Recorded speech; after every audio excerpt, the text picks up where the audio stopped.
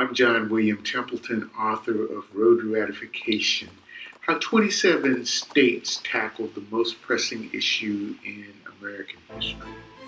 As current events have shown us, America is still facing these issues.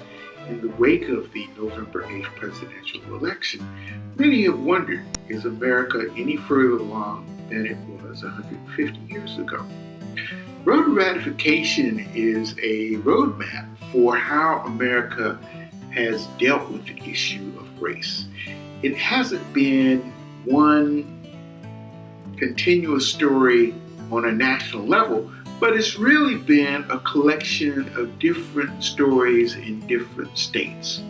And so in Road to Ratification, we give you the narrative of how the first African American came to that state, when the first church was started, when the first school was started, and where, and how African Americans chose to very strategically overcome the worst slavery in human history.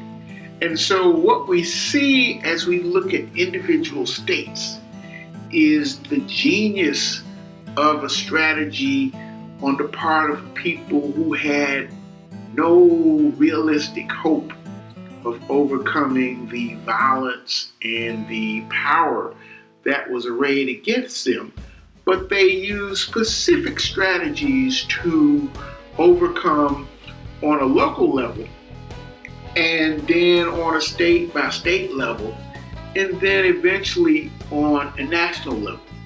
We're at the African American Civil War Memorial and the African American Civil War Museum, which is right across the street. It was started by Dr. Frank Smith because he wanted to make sure that the role that African Americans played in America's largest conflict was not overlooked. In fact, that role becomes even more telling when you look at it on a state-by-state basis, because each state was given authorization through the Emancipation Proclamation to raise regiments of Black volunteers. So these 200,000 names here on the memorial, these are all people who volunteered. And as you see the quote on top, Frederick Douglass says, those who would seek freedom must cast, the first blow. So it was very clear for African Americans that they were the driving force that ended slavery. In fact, if one looks at the military situation in 1863, the Emancipation Proclamation was in large part driven by the fact that there was significant resistance among white Northerners to the heavy toll they were paying in blood and money for the end of slavery. And in 1864, there was a fairly significant peace movement led by General George McClellan, who was a disaffected general. So as we see after this election, generals who had previously been dismissed by the president taking different sides. So the same thing happened in 1864. The only difference was the general was the actual candidate against President Lincoln. And the Emancipation Proclamation was driven not so much by Lincoln's desire to end slavery, but out of military necessity. Keep in mind that in 1860, Lincoln said that if he could keep the Union together and not end slavery, he would do so. In 1861, he fired General John Fremont for freeing slaves in Missouri. When slaves were freed at Fort Monroe, he got rid of that general. He also overturned it in South Carolina. So it was very clear from 1860 through 1862 that Lincoln was still hopeful that he could reconcile the Confederacy and the Union. And he realized that if he acted to end slavery, that would end that prospect. So how was it that Lincoln changed his mind? To get the answer to that, part of the answer lies behind us in these 200,000 names. But prior to that, we have to look to the West. The biggest battle of the Civil War actually started 10 years before the Civil War started. It was a battle for the gold and treasure of California. So from 1851 until 1862, Southern sympathizers controlled California's government. And one of Lincoln's main priorities when he became president was to keep California in the Union, because it was the gold from California that actually funded the Union prosecuting the Civil War. So Edward Baker, who was Lincoln's law partner, was sent to California on a mission to make sure that California stayed in the Union. So the role of black abolitionists in California during the 1840s and 1850s was critical to this effort. You had people like Mifflin Gibbs, who was an associate of General John Fremont when he first came out. General Fremont was the Army lieutenant who was sent on a scientific expedition and arrived in time for the Bear Flag Revolt. And he stayed at the home of Captain William Alexander Leidesdorff. Leidesdorff is a name that you'll remember from our first session as the man who was an African-American millionaire who was the richest man in Yerba Buena, which became San Francisco. And he funded the Mexican War. So the Mexican War was sort of a prelude for the Civil War, because the Mexican War opened up wide parts of the Southwest, potentially to slavery, starting with Texas. But in California, abolitionists, including Mifflin Gibbs, Peter Lester, Mary Ellen Pleasant, rallied to make sure that California didn't go down that path. And so the Underground Railroad did its first rescue of a fugitive slave in San Jose in 1850. So African Americans in California not only fought to keep slavery from spreading, but they raised money to send to the Underground Railroad in other parts of the country. So the first black bank was started in San Francisco.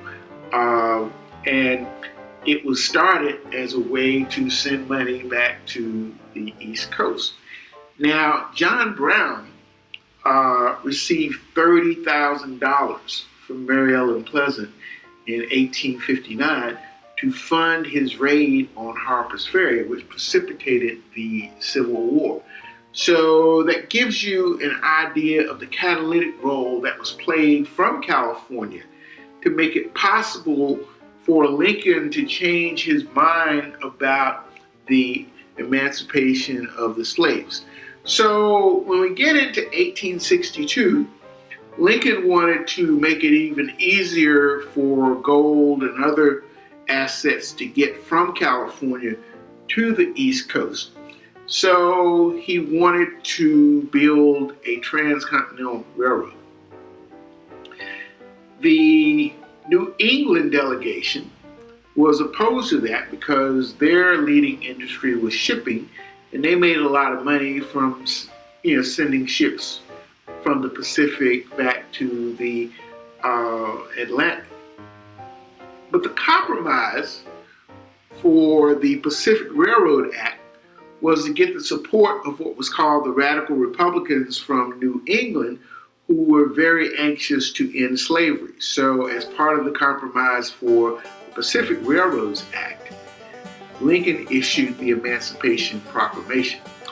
The most important part of the Emancipation Proclamation was the fact that it provided for blacks to serve in the military. As a result of that, there was a widespread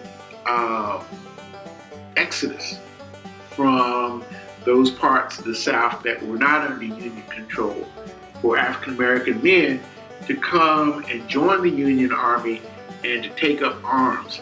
Those units were extremely effective. The 25th Corps actually was the first unit to enter Richmond, Virginia.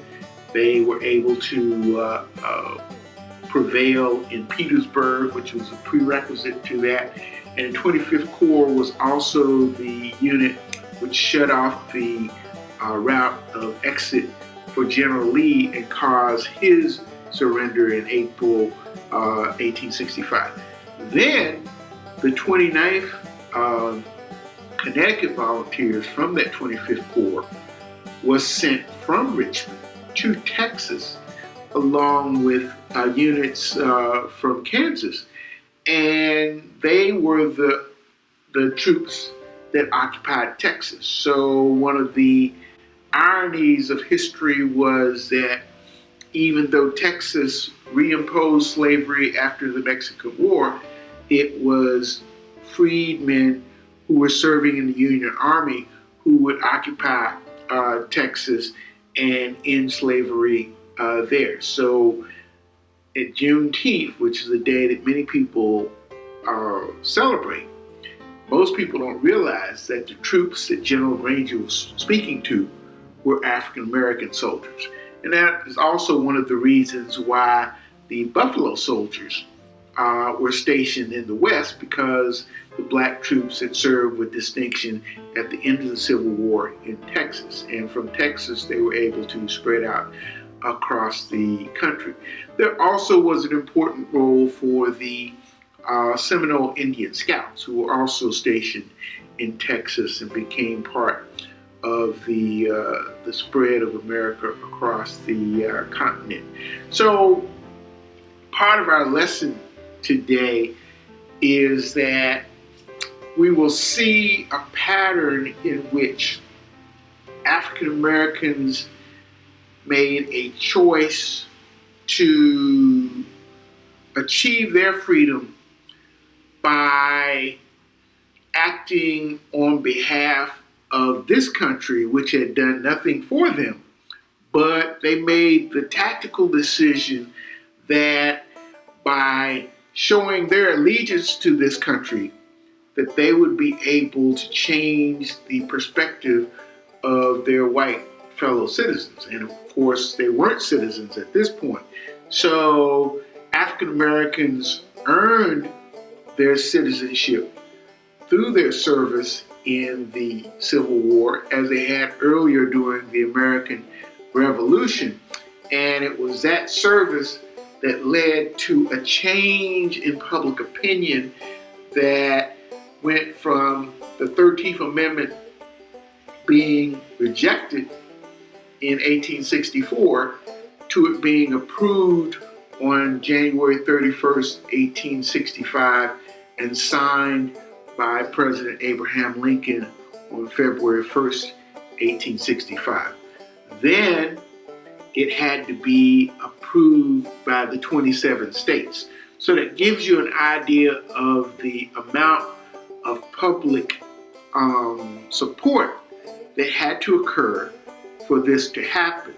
So as we look at today's society and the splits along racial lines that we see, we can look at the road to ratification as a template for how African Americans have been able to be a catalyst towards progress in race relations, and that the history of the Civil War has traditionally been told through Southern eyes. The saying is that the South lost the war and won the history. But when we look at the real history of African Americans during that period, we'll see that they were able to gain substantial support among white Northerners and white Southerners as well.